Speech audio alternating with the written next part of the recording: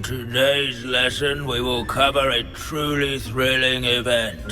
The Goblin Rebellion of 1752 and all its triumphant tragedy.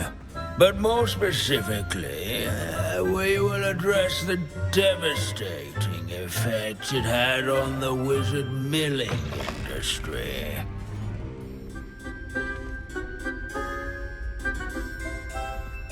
Actually, we do know the number.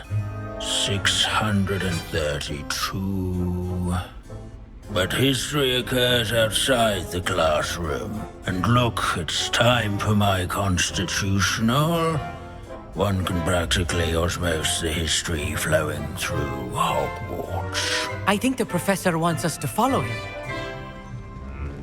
And now for a stroll to the bell tower. Along with the rest of the castle, it was completed in the late early Middle Ages. The hall and the bell towers that loom above it contain myriad interesting artifacts.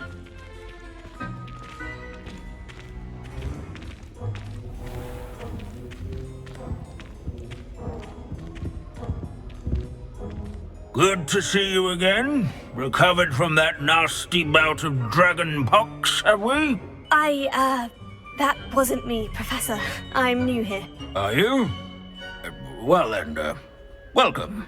No doubt you're eagerly anticipating my analysis of various wizarding councils, codes, statutes, and of course, goblin rebellions. Not all goblins are rebellious. Some venture into wizarding politics, such as Eargit the Ugly. Some are talented artisans, such as Bragbor the Boastful. Did you say Bragbor? I know that name. Lodgok said he was an ancestor of Ranrock. Well known for his metalwork. I would imagine much of his goblin wrought iron and silver has survived to this very day. Now, where were we? Oh yes. Back to our class topic for today. Grimbold Weft. Another notable historical figure. He's right nearby. Curious students can find him on display here in the bell tower entrance hall. I recommend that all students introduce themselves to this hero of Hogwarts. Wagadu's history is, well, a bit different than that of Hogwarts, to say the least. Such as sewing buttons on wizards' coats. Revelio.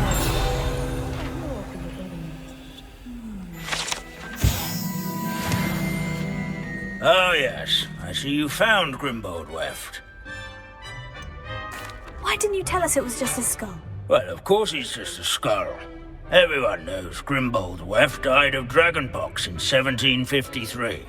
Now, let's turn our attention to the agreeability and general good nature of Sir Aphbuttle.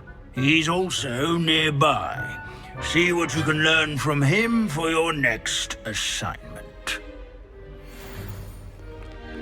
Standing in eternal but symbolic watch over the bell tower is a retinue of loyal knights, or rather, statues of knights, I should clarify.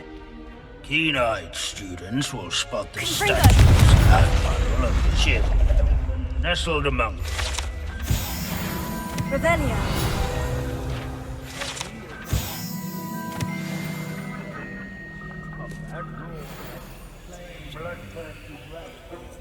Father in training yards and sculleries, where his warm and approachable demeanor was celebrated by old friends and newcomers alike.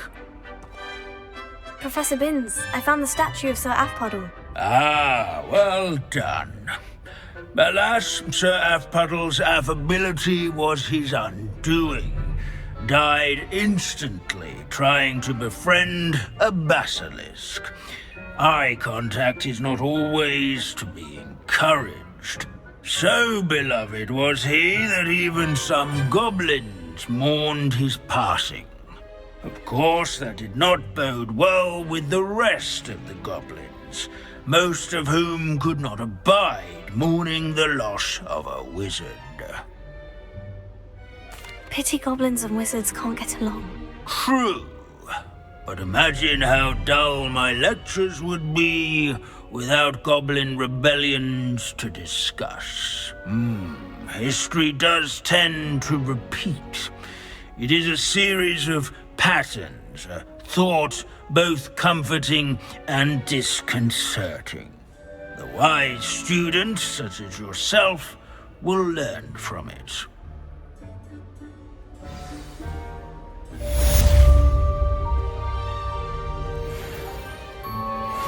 History is written by those who do their schoolwork, so they say. Or at least, I like to say that.